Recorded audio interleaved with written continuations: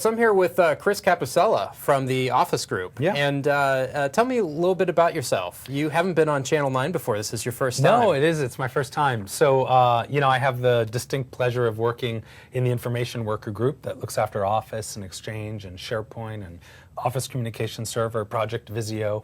I've been at the company since '91. It's the only job I've ever had outside of working at the family Italian restaurant where, where I grew up as a little kid. Yeah. And it's been an incredible ride. We've had a blast. Great. And you've got a big announcement Monday. We do. WPC. Yeah, at the Worldwide Partner Conference, we're announcing that Office 2010 and SharePoint 2010 and Project and Visio 2010, they're all hitting the technical preview milestone. So that means tens of thousands of people are going to get invitations, including everyone at WPC and everyone who went to TechEd. Yeah. They're all going to get invitations to download the tech preview of Office. So it really is a huge milestone, as you know, in the engineering process to get a bunch of people pounding on the product, get it to that final stage, the end goal lines in sight at this point. And what kinds of things can we expect to see in Office 2010? God, it's always very tough to do to try to explain it all in a really short period of time, but we're probably going to talk about everything in kind of three main areas. The first thing is really about providing the best productivity software for the PC, the phone, and the browser. Yeah. So the Office web apps will be a big part of the release in that you can use them using Safari and Firefox and IE, really wherever you are. You can get to your documents and work with them. Using your mobile phone, you've got new versions of the Office mobile apps on the phone, on Windows phones. And that's a big part of our story. Yeah. The second part of the story is really about letting people work together much, much more easily. Yeah. So co-authoring. You and I are working on a Word document at the same time that lives up on a SharePoint site or lives up on So you've got Windows. full collaboration. Yep. Full co-authoring in Word and PowerPoint and OneNote. We think that'll be a big, big hit for people. And then the third major area is really letting people kind of bring their ideas to life with text and video and video and pictures. Yeah. So the thing that really seems to pop are all the things you can do with pictures inside of Word and with video inside of PowerPoint without needing third-party tools. Nice. So cropping video and setting bookmarks and animations, some really, really nice things because we're just seeing video exploding as a content type, and we want that to sing inside of Office. Yeah. So those are the three big things, but of course there are lots and lots of features within each of those three that we think are going to be exciting. So one of the things I'm most excited about is the web apps. How are we going to get those? Yeah, the web apps, will be what I think a lot of people will talk about. It's a big new element of Office 2010, and there are basically three ways that people can get them. The most obvious ways for consumers is that at the point of launch, 400 million Windows Live users will have access to the Office web apps for free, no cost. So you put an Office document up in SkyDrive, you click on it, and you're viewing it in the web app. That's Click awesome. on the edit button, you're editing it in the web app, all just seamlessly part of Windows Live. You can share it, you can invite other people, and that's exciting. So 400 million people right out of the chute have access to the Office web apps for free.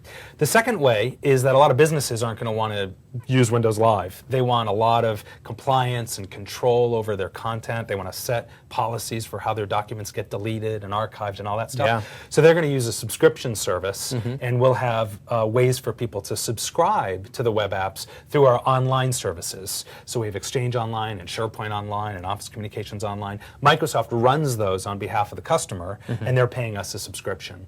And then the big news that we're making at the Worldwide Partner Conference, because we've announced both of those already, the big news that we're making at the Worldwide Partner Conference is that if you're an Office customer, an annuity Office customer, and there are about 90 million of those, people who buy Office through an annuity agreement, the web apps will be part of Office for you to run yourself inside your own company. That's just great. using SharePoint on the back end. Yeah. And we know there's huge excitement about moving to the cloud, but there are a lot of customers that are nervous or worried or not sure when is the right time. Or just want to host themselves. And they just want, just like you run SharePoint and Exchange yourself, you'll be able to essentially run the web apps. And you have full control over it. That's right. And it comes with your Office license. So when we launch, about 500 million people will have access to the web applications on day one. And that's pretty amazing. And we're excited about that. That's great.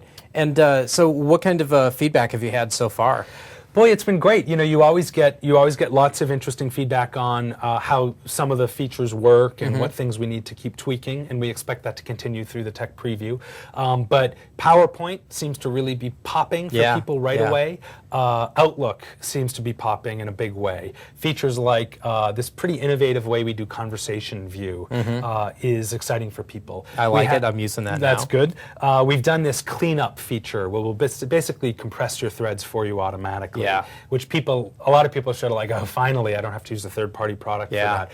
But the killer one is this ignore feature, where you can basically get off of those threads that are just running out of control, and any future mail that comes in on that thread after you've hit ignore, Exchange knows to automatically delete it. 1,000 Me Too's to the joke that you didn't care about in the first email. So everyone replying all, you literally hit ignore, and all the future reply alls go to the deleted mail folder automatically. So those are some of the ones that pop. What are your personal favorite features? Boy, ignore's nice. I totally appreciate the ignore features. SharePoint is really an exciting release too, and so for me, having the ribbon inside of the SharePoint UI to make it much easier to edit my blogs or work in my SharePoint sites, that's one that I personally have really enjoyed. In addition to the desktop apps, I think there's a lot to love in SharePoint 2010, and the ribbon is one example. When are people going to be able to start using this? So Monday, tens of thousands of people will get the invite for Tech Preview. They'll just use the Microsoft Connect website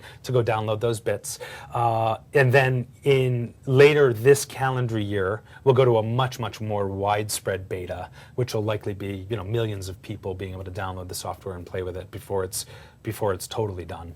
So and then sometime next year? Yeah, we've said next year is the sort of broad window we're giving ourselves to ship the product. But we've had a pretty good track record of shipping within 36 months of the last release, plus or minus a few months. And so we've basically said beta is a really important milestone for us to hit this year, and then obviously we'll see. That's great. And we've got a demo that we can look at today. Yeah, Chris Bryant's going to come and show you some of the things. Hopefully I didn't steal too much of his thunder with my long list of cool things that I think people will love, but you got to see it to really appreciate it. Excellent. Well, thanks so much for coming by, and come by Channel 9 anytime. Hey, it's my pleasure. Thank you. And we're here with Chris Bryant, and you've been here before. We remember you. Yes, I have, Larry. I've been here before. And you're going to show us some of the cool new stuff that we can't wait to play with in Office 2010. Yeah, today we're inviting tens of thousands of folks to come in and experience the technical preview of Office 2010. I'm going to give you a sneak peek of what some of the features that they'll be experiencing will be like. Great. Let's start with one of the main pillars of what we've invested in Office 2010, and that is really delivering that experience of productivity across PC, phone, and browser. I think we're doing it like no one else can. I'm going to show you a new feature of PowerPoint, and I'm going to show you how it works across the 3 screens that we know everyone's using today. Okay. This feature is called PowerPoint Slideshow Broadcast Slideshow. I choose the Broadcast Slideshow button. I got my choice of service.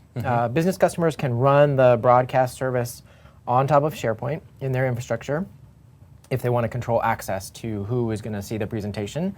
But Microsoft's also running a public service on the internet that will be available. We're not sure if it's going to be called PowerPoint Live. That's the name that's in the dialog box right now, tech preview time frame. We're still trying to figure that out. Okay. I'm going to create the broadcast. It's going to let me choose an email address or a set of email addresses to send it to. I could send the link via IM. Think of this as just-in-time show and tell. Yeah. Sharing my presentation with a bunch of other people, talking to them on the phone. All they need is a web browser. Sometimes in my little demo environment, this doesn't always work right. All they need is a web browser. They can even use web browser on mobile phones. I've got a Windows mobile device here, but I can do it on other platforms as well. So it's platform agnostic. It's going to be fine across. Browser agnostic. I'm just going to send the link here in email to a couple of people. I've got Holly logged into this machine over here. Okay. I'm going to get it through the email on Chris Cannon's phone right here. I start the slideshow up on my machine while I wait for the other people to join. So if I switch over to this laptop real fast, open up the email, click the link in the mail, this guy's going to fire up in the browser, and this just takes me a couple of seconds to... So we've got one person that's on, they've got the full client installed on this laptop. Another person could be on any machine on a web browser. Internet Explorer, Firefox, and Safari. So what's the experience like on the phone? Is it something where you would just want to view a document, or would you actually do editing on the phone? If you have a Windows mobile device and Office Mobile on the phone, you can actually do editing of the content on the phone. We've actually had Office Mobile for a while now. Yeah. Office Mobile 6.0, 6.1. What we've done is actually brought high fidelity viewing experience across platforms in this release. So this right here is the same slideshow that I was viewing before running on the phone. And actually, if I kind of cycle through my windows here, that's a view right there on the screen of what this looks like on the phone. You can also see it on the other machine rendering just in the browser. And as I advance my slideshow, delivering my presentation, you'll notice that the animations in the browser keep up, and then the slides advance in real time here on the phone. Wow. And so this is, again, that productivity experience delivered across the 3 devices, PC, phone, and browser. Yeah. PowerPoint broadcast. Pretty amazing stuff. Nice. So I can go into a meeting and drive it from this machine here. That's right. Just-in-time show and tell. Call people up, say, hey, I want to show you something. They can be on the road, they can be remote, they can be in the same room with you using the projector. You can cover it all. And again, that's very little infrastructure. Not as powerful as, say, live meeting. I can't do the two-way conversation. Yeah. I can't do video inside here. I can't give remote desktop control over to someone else like I could do through live meeting. But this is really simple, really easy, really basic for a bunch of the common scenarios. This is the slideshow we were looking at, and what we've done inside PowerPoint, we've got a lot of customer feedback around the transition quality in PowerPoint. People want that really. They've got amazing graphics hardware in these guys. They want that cinematic look and feel of the PowerPoint presentation. So here I am still walking through that slideshow, and I got a new gallery effect for transitions using that rich image processing capability. Here's another transition, pulling images, flipping images. We've done some work inside PowerPoint to separate the foreground from the background so that you can get amazing effects of where the background stays like a static image and the foreground just peels right off. That's the effect of, and when I go backward through these transitions, you can actually see they play in reverse, just like you would expect through the transition. We also saw there an interesting animation. One of the things that we've done inside of PowerPoint is give you the ability to use a new tool called the Animation Painter, which copies animations, just like the Format Painter works, copies animations from one object to another, a couple of easy clicks. This is great for sharing presentations with other people. You get something, you're like, I want to know how I do that, but I don't know how to build all the steps by myself. I want to copy that function, but I don't know how. But I don't know how. Use the Animation Painter, just a couple of easy clicks. Now video in PowerPoint. We've made video a first-class citizen inside of PowerPoint. There's tons of video out there on the internet today. Actually, not that many people use video inside PowerPoint today, mostly because it's hard. There's a bunch of third-party add-ins you can go get to make doing video easier, but making it a first-class citizen inside PowerPoint gives you the ability to do amazing effects. So let me insert a video right in this slideshow. Go to my video library. Here's a commercial you might recognize. Okay. When I play it back, turn the sound on. When I play it back, of course, play it back right inside. I get the standard video controls. I can skip ahead. So you've I got can scrub, fast forward, rewind. I can choose any frame inside the video as the poster frame, just by clicking Set Poster Frame. Okay. I can recolor the video, choose a bunch of different effects. You notice that we're pulling the current frame out of the video. And using it as the live preview for all of those effects. So you can really see what it's going to look like. I'm going to make Bill sepia toned. Okay. I'm going to apply kind of a oval shape to the video here. I'm going to make it reflected here. And all of these effects I'm applying on top of the video. I'm not changing the underlying file. So I can come back later and recolor it again if it isn't quite the effect that I was interested in. Now as I play this back, it's all the effects applied. You can see the reflection. It's masked out. I love that. Totally. The other thing people tell us they want to do with video once they get it in PowerPoint, this is a 30-second commercial. Maybe I just want 5 seconds of it. Right-click the video, choose Trim. I get a preview UI that lets me, including seeing the audio graph, lets me pick just the right place in the video to trim it down. My personal favorite, I really like the fish guy at the end. So poster frame stays the same, even though it's no longer in the section of video I'm keeping. And I press play. I just got the fish guy at the end. That's great. Now, I've got this video inside my presentation. Got it looking just the way I want. Of course, that's a big video file, 13.5 megs, give or take. If I want to email this presentation to you, Larry, I would need to trim it down. I would need to compress it. I would need to apply a bunch of reduction tools to it to get it to fit inside of an email message. That gives me the opportunity to introduce you to the backstage view of Office. Inside PowerPoint here, first thing you'll notice about the backstage view, it's a full screen experience for really working with all that behind the scenes stuff that you do to your files as a whole. File properties, changing permissions, keeping track of versions, creating new ones, share, print, etc. So there's a whole control panel for Whole that. control panel. If you think of your content as your onstage area, then this is the backstage, really helping you work with it behind the scenes. First thing you notice in PowerPoint is the button at the top. Since I've got media files inserted, it's telling me they're taking up 14 megs. It's telling me that they're trimmed down. I can compress it on the fly right here inside PowerPoint. So I'm going to choose low quality just to give you an example of what the effect is like. In just a few seconds, PowerPoint will trim off the unused portions of the video at the beginning and the end, recompress the video down to low bandwidth quality, and you notice I saved 13.3 megs of that 13.5 meg video file. Now it's 0.17. I can totally send it an email. It's going to go no problem. Or post it. Email it or post it, great. I can undo it up until the point I save, so I can go preview it, see if I like the way it looks. Maybe it's too low quality, choose a different quality. And that's backstage view and image compression, video compression inside PowerPoint. Let's take a look at Word. It's the workhorse of the suite, really. We know that Word is on about 85% of desktops worldwide. It's the thing that everybody uses day in and day out, producing their quality documents. We've done a bunch of image editing tools inside Office. Again, more of that bringing your ideas to life, bringing you the modern visuals, video, and images that people expect to work with. I'm going to insert an image here in this document, take a picture from my hard drive. I'll pick a picture of this lovely woman right here, drop it in. The first thing that I'll show you is actually a new tool done in conjunction with Microsoft Research, some great research that the MSR team has done for background removal. So I've got my image selected, choose the background removal tool up here. You'll notice that it highlights in purple all the elements of the image it thinks are the background. And as I adjust the box and include more of the foreground elements I want, it'll sort of recolor on the fly. When I close the tool, I've popped her right off the background. That is pretty amazing. And then the foreground of the image is the new image data, even though it's drawing a rect around the whole thing. When I apply effects like shadow, I just get the shadow effect on the foreground, not on the whole image. So now I've really popped that thing out. That's awesome. Some other artistic effects you can apply to images. Again, I get the image as a live preview here in the gallery. This is stuff I would have to go to a third-party tool to do. Now I can do it right in line inside my document. I can really see how it's going to look before I save it. I kind of like the black and white pencil effect. I apply that just by hovering, clicking. Now I've got this image that totally pops right off. That's great. And you can just change it to another one. Looks change it to another one. Easy. Super easy. Pick the gallery as I hover over these. It changes in real time. I can see what it's going to look like. The watercolor effect is kind of interesting as well.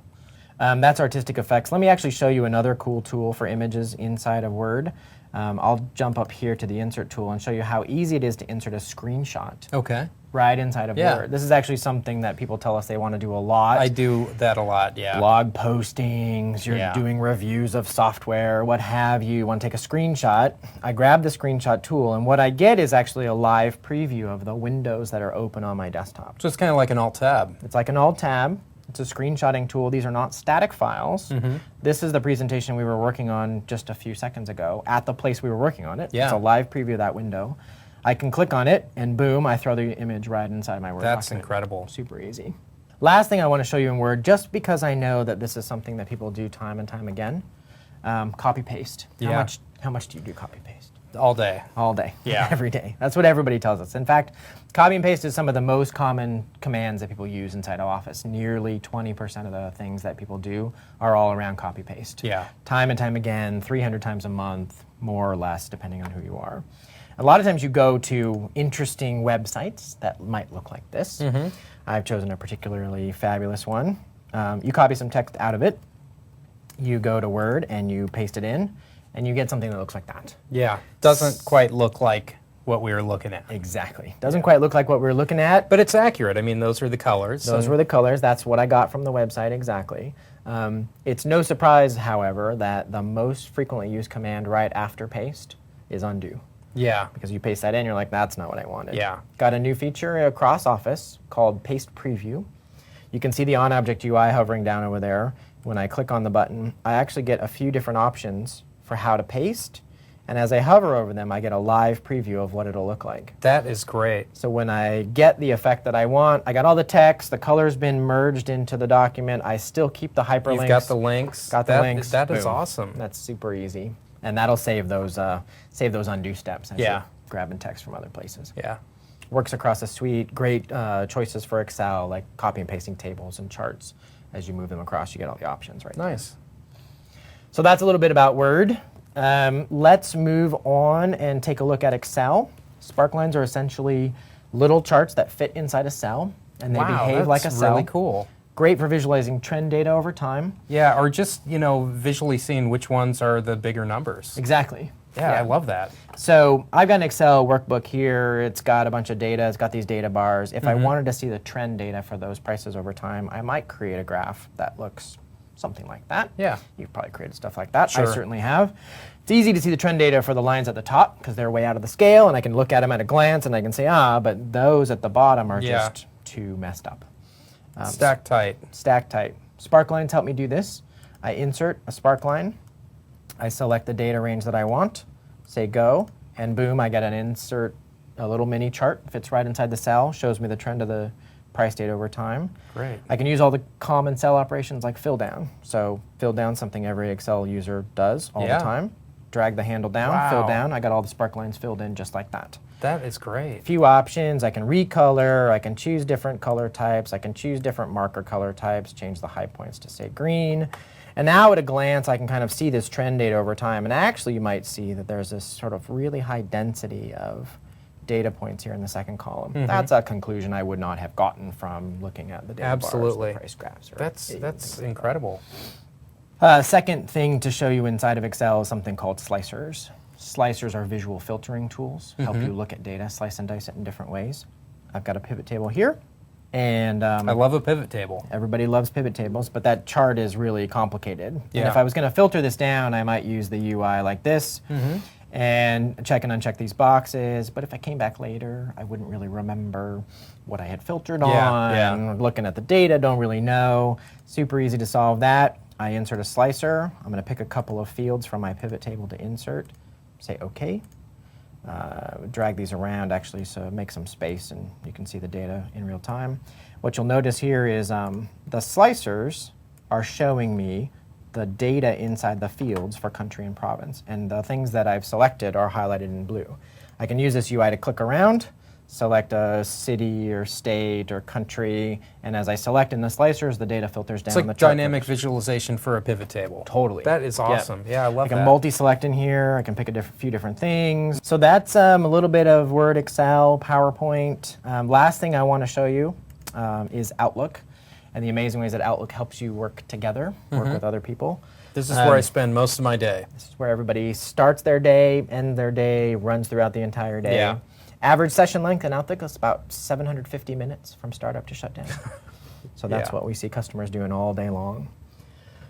I'm sure you get more and more email all the time, right? Tons of email coming in. Email boxes are growing. People are getting, on average, we see Outlook customers read about 1,800 mail messages every month, and they delete about 1,500 They must of those not work at messages. Microsoft. No, they must not work. Because you'll get that in an afternoon. Yes. Okay. But that's the average. As email boxes grow, one of the amazing things that we want to do is give people a real conversation view. Yeah. And so I can take a mailbox that you see at the bottom, has 118 messages in it, but it actually fits in just a little over a screen because I've compressed it down to just the set of threads, just a set of unique conversations. I have a conversation like this one, and what Conversation View does is give me a view of the mail messages that not only are in this folder, but actually span all my folders. Yeah. And it shows me how they're connected to each other. So this message is a thread that actually forks. There's a response in the earlier part. So even though you've deleted some mail or you've moved it to other folders, you can click on that one message and see the entire thread. See it wherever it throughout goes. all folders. Yep. Works across sent items here. You can see it will work across PSTs or across different folders in my mailbox. Now, once I've got these conversations, actually most of the content in that mail is redundant. Yeah. I'm sure this happens to you. People reply and they copy the whole body of the mail message as is a default, and you get all this content that's just repeated over and over and over again. With one click, I can clean up the whole thread and reduce that dozen or so messages down to just 5. Nice. That just shows me all the unique parts, and because everything that came before Nina's mail here is actually inside her mail. Yeah. I don't need all those copies Yeah. of all the same stuff. Ever get on a thread that you wish would just die? Gee, do I? Yeah, a couple times a day. So here's one that everybody wants to get off, and of course when they want to stop getting the mail, their first response is to reply and add more mail. Now you can take control. Pick the ignore thread button. With one click, the conversation that's there and all future messages straight to your deleted items folder. So you'll never be bothered by it again.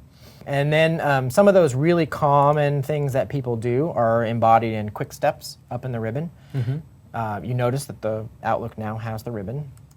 Here I have the Quick Steps gallery, which is a totally customizable set of things that you can make really efficient for processing mail inside of Outlook. Yeah. So if you often move things to a folder, maybe you forward things to your manager a lot, I can create quick steps that do those in one click. Then I just go up to the ribbon and click on them. I'll show you one of the really common ones people do. Take a mail thread on a topic and turn it into a meeting. Yeah. And so with one click, I can respond to that mail with a meeting.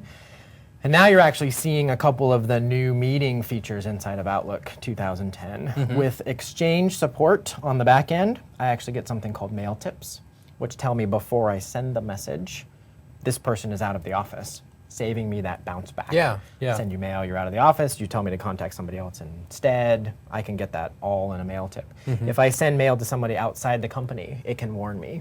Hey, you're about to share company secrets with an external recipient. Nice. If I send mail to a large distribution list, a couple hundred people are going to get this mail. Are you sure you want to send that mail to a DL that's 250 Nice. people? That Mail would come tips. in handy. Yeah, totally. A couple times. Save I've some of done those that, embarrassing things.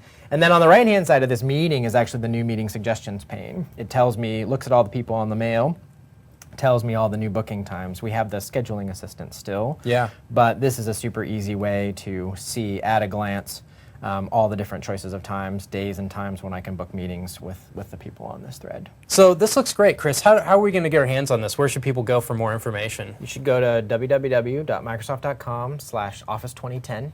All the new information will be posted today, and you can have a look. There's a bunch of links, videos are out there, demonstrations of the product. You can follow the links to sign up for the technical preview if you haven't already. And we're inviting people in waves. So great. Come sign up and check it out. Thanks so much for showing this to us. Thank you, Larry.